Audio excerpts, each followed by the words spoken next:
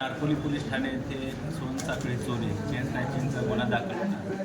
या गुन्ह्याचा समांतर तपास गुन्हे शाखा घटक 2चे पोलीस निरीक्षक बी.एस. सोनवणे आणि त्यांची टीम ACP शेखर बागडे यांच्या परीक्षणामध्ये करत होती. त्यामध्ये अब्बास उर्फ बट्टा युनुस सय्यद राहणार आंबिवली कल्याण ठाणे हा आरोपी निष्पन्न झाला. त्याला PSI पाटील गुन्हे शाखा घटक 2 आणि त्यांच्या टीमने बिदर कर्नाटक येथून ताब्यात घेतलं.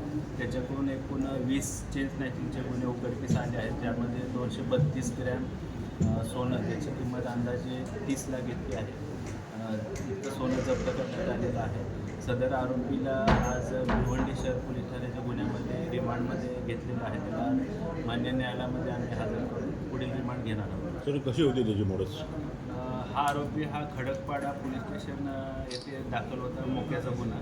त्या मोक्याच्या गुन्ह्यामध्ये ह्या आरोपीने आणि त्याच्या साथीदारांनी पोलिसांवर हल्ला केला होता. त्या अनुषंगाने मोका दाखल होता. या मोक्याच्या गुन्ह्यामध्ये तो फरार होता 2023 पासून. त्यानंतर देखील त्याने ठाणे पोलीस आयुक्तालयाच्या क्षेत्रामध्ये विविध प्रकारचे चेन स्नॅचिंगचे गुन्हे केले होते आणि त्याच्यावर यापूर्वी देखील काही चेन स्नॅचिंगचे गुन्हे दाखल आहेत.